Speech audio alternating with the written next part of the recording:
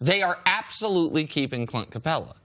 I do not think they have to do whatever it takes, because unless, depending on what you define whatever it takes by, because right now he's a guy, the way free agency sorted out, he doesn't have a lot of great options.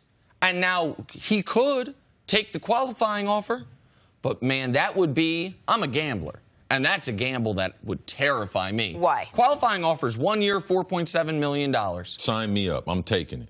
Really? Absolutely. Why? How much money does Steven Adams make in $20 million a year. $20 million. Well, how much does Tristan Thompson make? $18 million a year. Is Capela not very, very compatible to those type players? But keep in mind, they just offered him $17 million. I just asked, is he comparable to those type players? He's better than Tristan, and I think he's certainly better defensively than Steven Adams. Okay, there we go. That right there would speak for itself. Like, you're already paying centers this amount, and also the length of that contract. Man, you sign a 5-year deal, man, you might not sign another contract. So for me, I'd much rather take the risk. When I was at this point in my career, I signed a 1-year deal. I'm going to bet on myself, because that's the gamble that I'm willing to take. I don't want to, especially a deal that I'm not happy with, I'm definitely not going to sign for 5 years. Let me just real quick, though. I think that's a lot of people's reaction, but you gotta tease the math all the way out.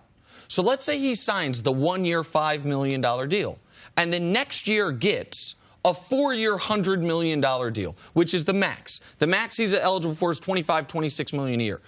So then he will be getting $105 million over 5 years. You don't get this year back. I think this thing's going to end up landing at about 4 years, about $80 million. So that ends up being a $20 million average over 4 years, as opposed to if he takes a qualifying offer and then gets the 5 for 100, a $21 million average over 5 years. And you have the locked-in security, because we've seen.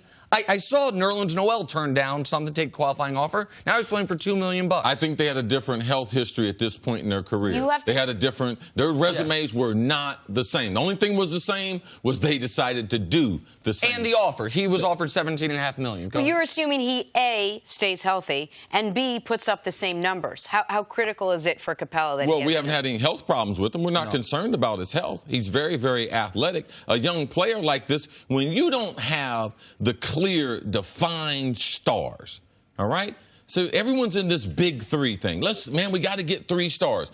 That's not available everywhere. So now you got to throw in some stuff. You got to throw in a center, which OKC has done with Paul George. Let's go Russell and Stephen. He's our 3rd. And there's other teams that have had to do the same, because there's only one Clay, Steph, and KD, Draymond. So everyone else has to throw their version of it, and typically you're coming up with a player like Capela as your 3rd star. I just think that your situation, I think, is different in that the money that he is being offered here is so enormous. And again, I'm not saying he's got to take 5 years, 85, but I personally would be shocked if he ends up taking the qualifying offer. I think this is they're going to come to him and say, listen, here is what you will make over the next 4 or 5 years, depending on if it's 4-year or 5-year deal. You cannot forget the fact that the Rockets play in Texas, where there are no state taxes, which on a contract like this matters. Here is the security of it. If you take the qualifying offer and you even want to do the Lloyds of London, insure yourself against your future deal, what that's going to cost you, it would be. We haven't seen a player of Capela's caliber not end up reaching an agreement. Sometimes it takes, in recent memory, sometimes it takes into September, but there's also no competing offers. Like Dallas took themselves out of the game when they signed DeAndre Jordan. Is he worth the money on the open market? Sure, he is, but the Rockets probably know that as well, and are figuring they could deal and negotiate with him. How important is he to the success that they had last year on this team? Chris Paul is not the defender that he was. Harden just now woke up and realized that defense, it's legal. You can play some, all right? They just lost 2 of their top 4 defenders. Yes. Capela is their best defender. He is critical to what they do. They are not going to be able to outscore Golden State.